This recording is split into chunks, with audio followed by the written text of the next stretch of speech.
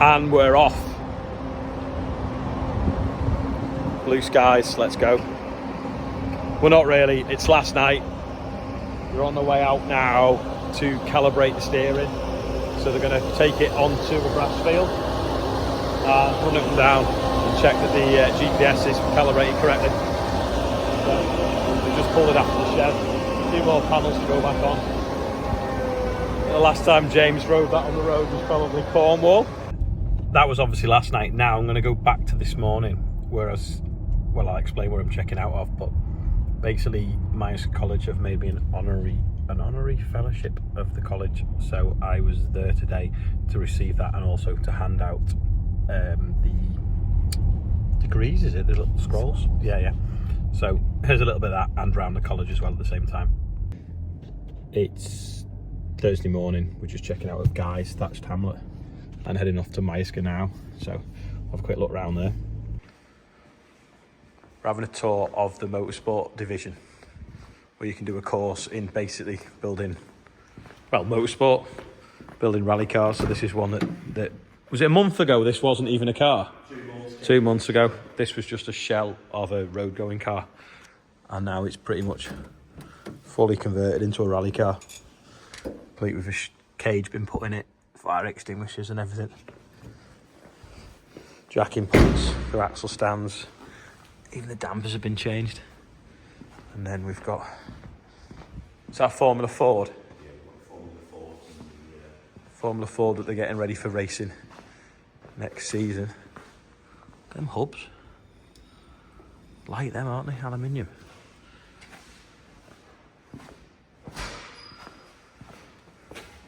And then this has been round Silverstone. This again started as a road car, and the students have turned it into a race car. This extinguisher down there plumbed in. All the battery isolators. They're going to convert it from right-hand drive to left-hand drive, because all the motorsport nowadays, everything is left-hand drive, like this one you see here. So that when they sort of like feed on from MYERSCOUGH College up to M Sport or Pro Drive or whatever, or Red Bull, which some of them have done, they know exactly what they're doing.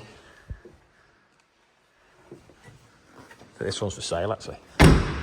And then got a simulator here that they're upgrading to one that tilts and turns, and the idea is they can make adjustments to a car digitally and then look at the data on that screen there. So when they change the dampers, they'll see the effect it has on the characteristics of the car and the lap times. So that all the time, it's all like the data behind motorsport's massive, but the floor's so shiny and clean. No ramps, just like you'd have it on a stage or a pits. So you've got to kind of get used to working on the vehicles just flat on the floor. But how cool is that, doing a degree in motorsport engineering?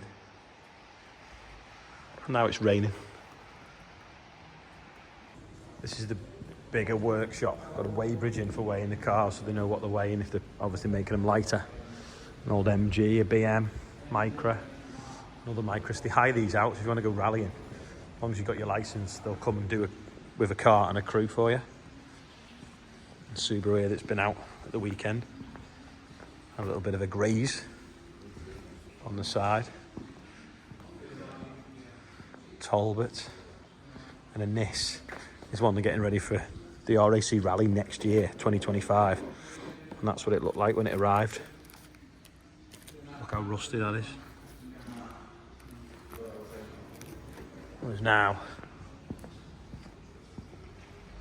it's getting back to its former glory. Got a Subaru under here as well. Now look at this. Look how small a Subaru engine is when there's no gearbox on it. It's mad, isn't it? This was the original rally car that they first built. Some workshop, isn't it? I didn't show you these, actually. These are the motorbikes as well that they prepare. So if you're into your bikes. Don't know what the ambulances are here for, but they've got some of the tractors that they work on out here, and then they've got a tractor puller in that building. This is the pulling tractor that they've got. Needs a bit of work on it, I think, to get it ready for next weekend. It's a bit beyond next weekend, that one. Get it ready for August, can't you? Well, it's a student project, it'll take as long as it takes, unfortunately. Yeah.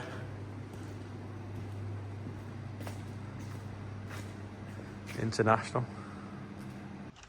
Bit of a John Deere in here and some quads, and the reason the quads are here and the ambulances are here, they're training the ambulance service on the quads because they have some for accessing difficult places.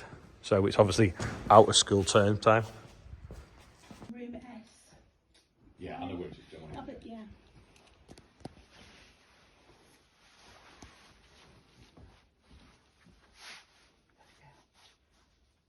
It's a great pleasure that I introduce to you Ollie Harrison. Farmer and entrepreneur Ollie is the face behind his own popular YouTube channel. The daily videos, which he started in lockdown, provide a glimpse into the real-world challenges and triumphs of farming, marked with a touch of humour and diversification tales to fund his machinery and tractor addiction. Ollie's online presence reaches over 350,000 across his social channels, 110 of which are on his YouTube. His 1,500 plus videos have been watched over 77 million times, where he shares his insights, experiences and challenges faced in the agricultural industry. Ollie's content resonates with both farming enthusiasts and those curious about the intricacies of rural life. Never afraid to speak out about the industry, he achieved the DLG accolade of International Agricultural Influencer for YouTube and was recognised as an NFU Community Farming Hero. Ollie's ability to explain the complexities of farming in straightforward language has made him a regular contributor across BBC channels, including BBC News and BBC Radio 4. Ollie's farming business began in 2000 and has 14 different income streams, from dog walking fields to chipping woods for biomass and a merchandise operation. With a truly diverse range of activities, Ollie, who left school at 16, having struggled with dyslexia, has grown his farming acreage from 180 to 1,500, from traditional crops to sunflower mazes, office rentals, holiday lets. Ollie will always find a brilliant way to commercially exploit his land and assets. He promised himself that by the age of 40, he'd own a brand new combine harvester, and having achieved that, he decided to drive his class Lexion combine from John O'Groats to Land's End, all in the name of charity. Ollie is not just about farming. His dedication extends to charitable contributions that exceed £450,000 to date. As recognition of his continued hard work, Ollie has been made a Deputy Lieutenant of Merseyside. Ollie and his partner Charlotte have 3 children. He promised to leave one farm to each of them as he continues to build his farming empire. His unique blend of farming wisdom, humour and community engagement has garnered him a dedicated following, where his impact extends beyond the fields, making him a notable figure not only in agriculture but also in his charitable endeavours across the UK. Patron, I present Ollie Harrison for an honorary fellowship in recognition of his outstanding contribution to agriculture. Congratulations, Ollie.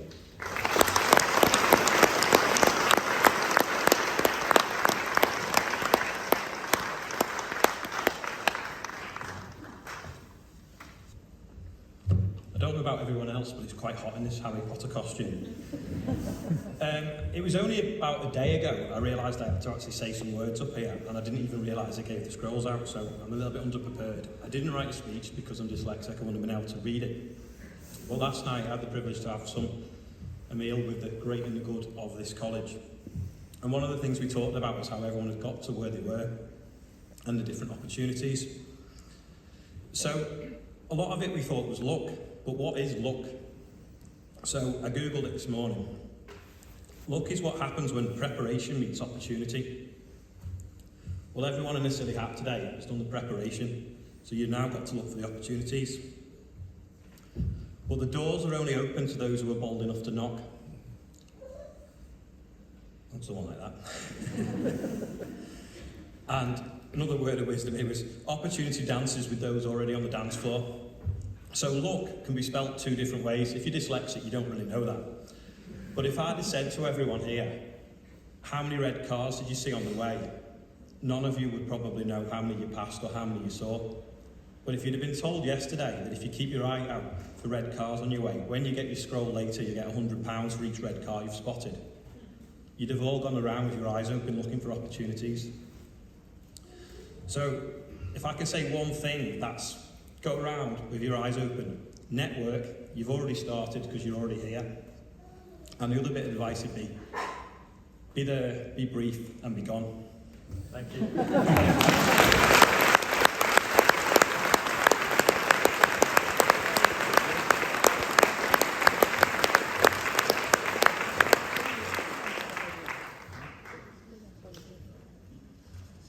Could have put that on eBay, haven't they? Is that right? 77 million views on YouTube. 77 million. It's not the same for this. Goodness gracious me. I'll tell you something, Ollie, there is a vacancy in our marketing department right now. We will kill for figures like that on YouTube. So if agriculture doesn't work out, you know where to find us, okay?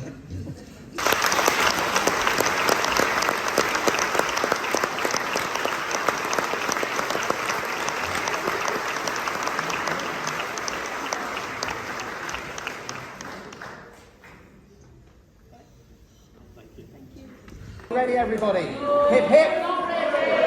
Hip, hip. Hip, hip. 3, 2, 1.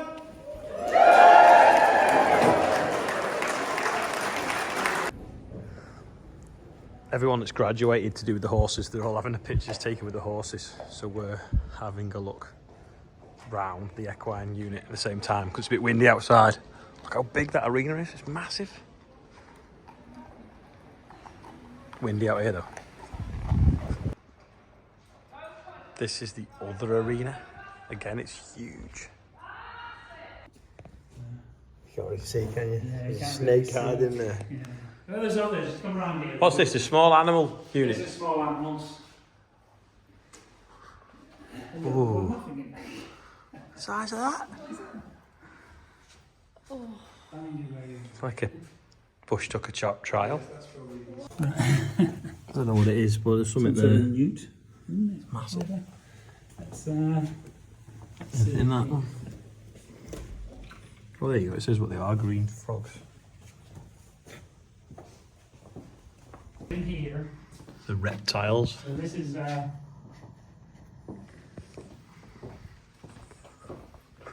so this Wow. is this thing here. So this is like Is it a gecko? yeah, some form. Oh, a big tortoise or turtle. So this is environmentally, it's tropical environment in there, and this was we worked with a professor, another fellow like yourself, from Manchester University, who tried to develop The exact an climate. tropical climate down at Manchester University, and this is like version 2 that we did with him when we're doing this building. So there's a lot of climate control elements to this. That's a real skunk. That's a real skunk. Can't they jump? I thought they lived on roofs. Not skunks, I don't think. I don't think No way. escape from there. You just think it's a bit like a cat with a Yeah. frock on. So you'd think it would be able to jump, wouldn't you? What's that other noise? There's a two. This is canine hydrotherapy. Oh, there's a dog missing. But it's basically a treadmill in a water tank. It's clever, that. Let's have a little look at the horticulture. Plants houses. No way. You can work around them. So you only need one walkway, you can move the bed to one side. It's clever, isn't it? Some tomatoes grow in there.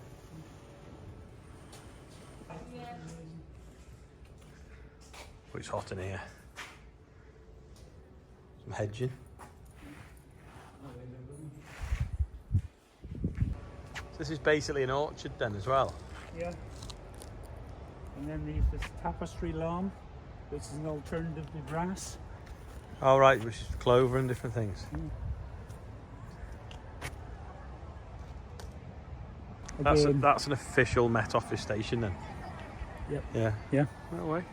That's part of it. Someone's practicing throwing a hat up. This is like the formal lawn then, is it? Yeah. Oh, little flowers over there as well. Right, someone needs to stand next to them wild oats for scale. Wild oats, aren't you? Yeah. That's definitely wild oats, I'm sure. I don't think so. It'll be an ornamental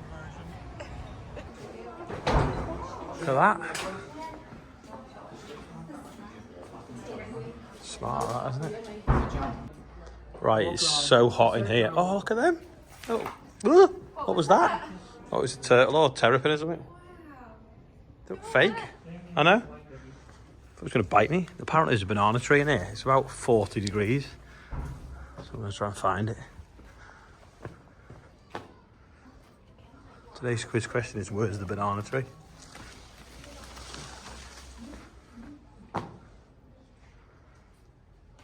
My mum had a banana tree once, actually.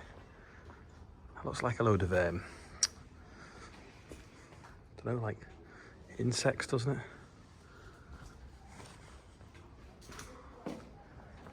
It's so hot in here. But I can't find a banana tree. Gonna have to get out, it's too hot. Meep meep. Meow. No one young will understand that. The meep meep. Meow. What's this? Temperate? Temperate house. What does temperate mean? So more like our climate, just controlled. No terrapin's going to jump out on me, is there? There's a bird in here, I think. That was a butterfly. You can smell it. That's an olive tree, that. You can smell all the different trees.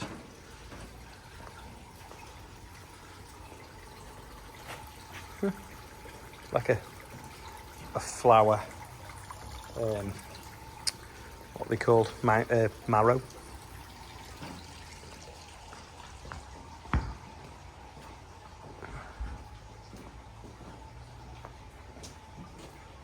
Charlotte's driving, don't worry. Looking gorgeous, don't you think? Today's quiz question, does Charlotte look gorgeous? I've burnt my nose. Even though I've been inside most day, there's loads more to see at the college, university actually as well. We went to the small animal bit you've just seen, then we went to the vet school, and then we also visited the farm as well with the state-of-the-art bit up there as well. So I'll show you that tomorrow, because today's video is already too long. I need to do the birthdays, not going to write it on, so I'm going to read them out. So we got Graham Hart is 68, happy birthday to you. Frida Lowe, congratulations on your degree graduation. So that's Stephen's wife from the Real Country File. Don't forget, go and check out last week's Real Country File. Lydia Chenhall, C-H-E-N Hall, Chenhall I think. Oh no, it's happy first birthday to Barley the Airedale Terrier, or Airedale Terrier. Happy anniversary Jack and Emma. And Kev's 35 today, happy birthday. Frederick Watson, get well soon, he's got chicken pox, not good, so I hope you're better soon. Misha Healy, Baz loves you. Happy birthday.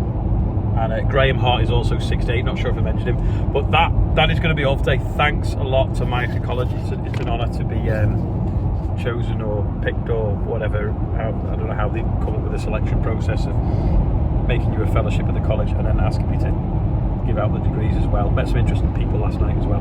That was really good. But yeah, congratulations to all the students today that got their degrees. And I'll show you a bit more of the college content tomorrow. So thanks for watching. If you made it this far, click like, and I'll see you tomorrow.